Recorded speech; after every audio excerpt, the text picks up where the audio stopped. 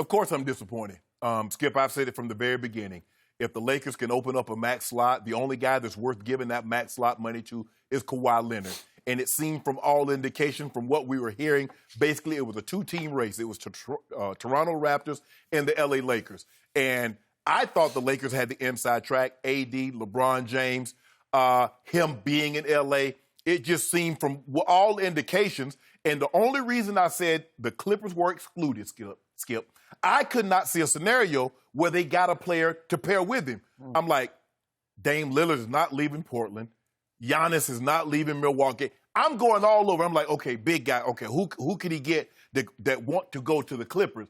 Paul George never registered on my radar for the simple fact, Skip, he had just signed a 4-year deal last year. So I'm like, well, he's out of options. He wants to go with someone. I agree. The only place he can go, if he's not going back to Toronto, he's going to the Lakers. And lo and behold, they're working behind the scenes, and they pulled this off. It's coming to find what we know now, Skip. He had his mind made that he wanted to go to the Clippers only if they could get a second star. And he kept delaying. When everybody said, oh, he's going to make an announcement on Wednesday, it's going to be Thursday, it's going to be early Friday. What he was doing was allowing Jerry West to work behind the scenes to get this deal done. And they were able to pull it off. And I was out Friday, and another earthquake happened, Skip. But I think it was... This was an even bigger one. It was an even bigger one than the Thursday one. Yep. But the bigger shock was, the bigger quake was to come about 35 minutes later when breaking news, everything was stopped. Kawhi Leonard goes to signs with the Clippers. And then a minute later, Paul George is traded to the Clippers. I'm like, where did this come from?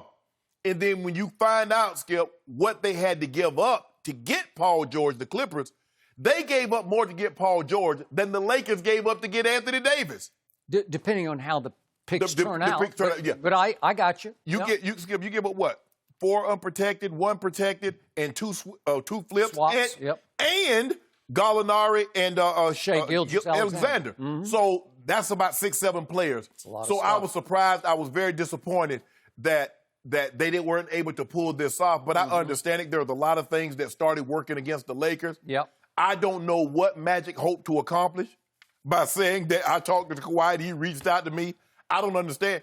That was the first right there. Kawhi said, see, I can't trust you guys. That is correct.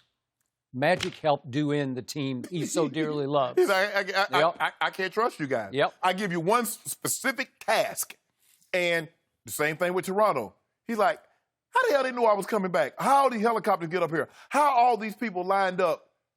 And the one team that kept hush-hush, nothing got out, not one peep, Skip, was the Clippers. Skip, I was shocked that they were able to pull this off. They gave up a lot. And in this day and time, with social media, all these insiders, nobody had anything, Skip. How were they able?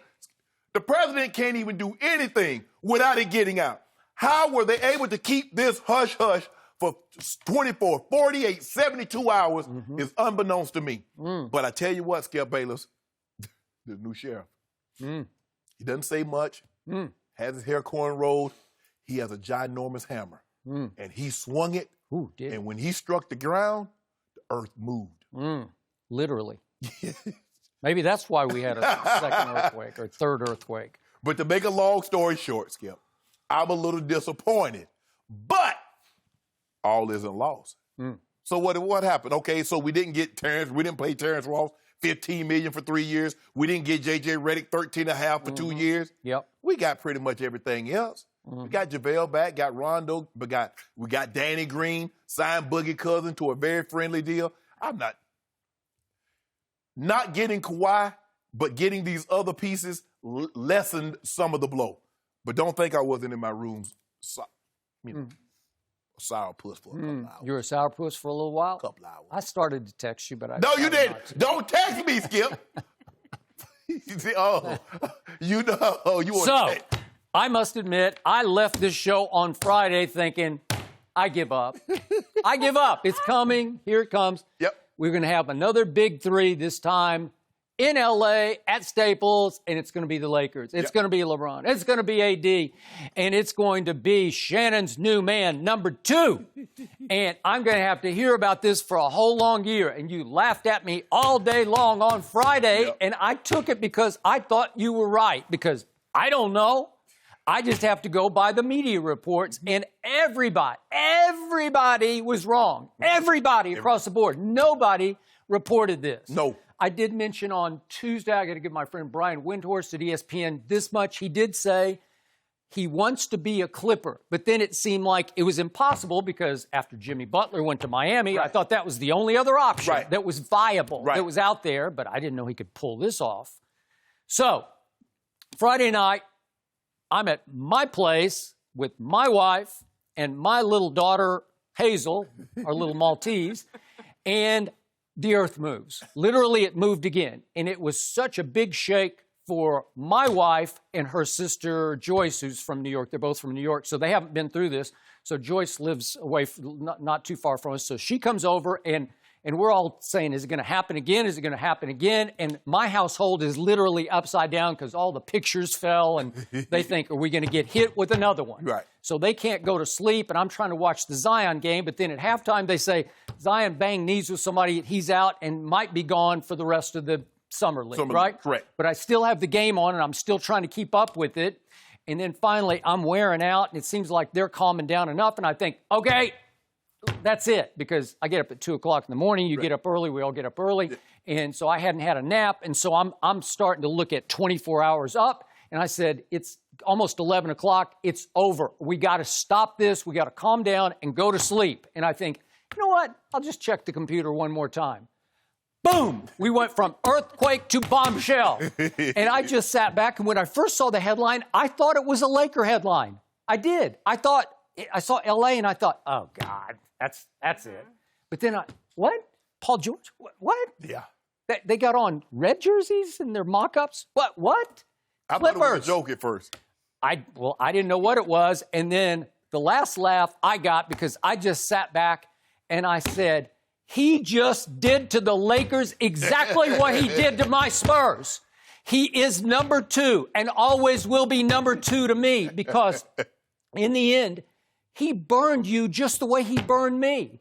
He duped the Lakers, I believe, into really believing they had a shot at signing him. And they hung on when all along, I think from the start, his heart was set on Clippers. Mm-hmm. So he took you, Lakers, and the media for one long ride. And it seemed endless. It was a hell of a ride. He played all of us like a fiddle. And in the end, I had to step back and applaud how brilliantly devious this guy was, because this is devious to me. What he did to my Spurs was devious. I'm going to say it one more time just for those who are newcomers to this. But he quit his way out of San Antonio because he exaggerated a thigh bruise into some sort of serious thigh injury, and he missed 73 games, and he was basically saying, I want out. Right. Just get me out of here. Get me to L.A. And when they wouldn't trade him to Lakers or Clippers, I don't know if they tried both. Who knows what happened? They weren't going to do that anyway. Right. They shipped his butt up to Toronto. But it was going to be just 1 year, one stopover, because his heart was still set and his vision was focused on, I think, Clippers. Mm-hmm. So he bamboozled everybody, especially the Lakers. And I'm going to push back on one thing you said. And I'm going to give you this. The Lakers rallied nicely on Saturday. Mm-hmm. They did the best they could, although I thought they gave Danny Green maybe a little too much money at $15 million a year. Well, the thing was the Dallas Mavericks had him. The Mavericks had him, so you had to. All right. Because I thought 10 would have been perfect. Okay, but in the big picture, when he finally stealth bombed you, you had to sit back and think, wait a second. What if we could have had enough intel, Lakers, which I don't trust the front office right now, but what if somebody could have read the tea leaves correctly? Because I'm reading the Toronto Star report from yesterday, in which it says that the indications were early, all through the playoffs, that he, number 2, and Uncle Dennis Robertson were focused on the Clippers. So, again, this is probably coming from, I'm guessing, Masai Ujiri or somebody within the Toronto front office. Right. Their read on this was he was focused on the Clippers from the start. So do the hypothetical. What if the Lakers had just said, there's no way he wants us? There's no way he wants to team up with LeBron and AD. What if you had been able to shoot big? What if you'd been able to go after any? Seriously, you think Kyrie would have thought about it? Right. If you'd gone to Kyrie way before, this would have to be 2 weeks ago, right? You said something very interesting, not to cut you off, but you said that when he complained, sought himself down out of the Spurs, he said, I want to go to the Lakers. He just wanted to go home. Was that a ploy? Said, no, we won't trade you to the Lakers. We'll trade you to the Clippers, knowing that was his destination all along. He is a shrewd operator, number 2. That's what it tells me now, okay. Skip. All right. But my point is, did he sabotage the Lakers from the start by trying to string them along, right? Because do the hypothetical. What if you could have gone after Kyrie from the start? Now, I'm going back a week before the official start of free agency a week ago Sunday. I don't believe Kyrie was coming. Okay, but you don't know. What if you go to him and you say, hey, would he not be, to me, the perfect fit with LeBron and AD? Yeah. He's the perfect fit. Mm-hmm. And again, if he had indeed made peace with LeBron, I'm just doing the big picture hypothetical. Okay. And then you look at all the big players. Would Clay have thought about it if you'd gone right to Clay a week before? I don't think so. Maybe not. I don't think so. Okay. He wanted to fight. He wanted the max. I got it.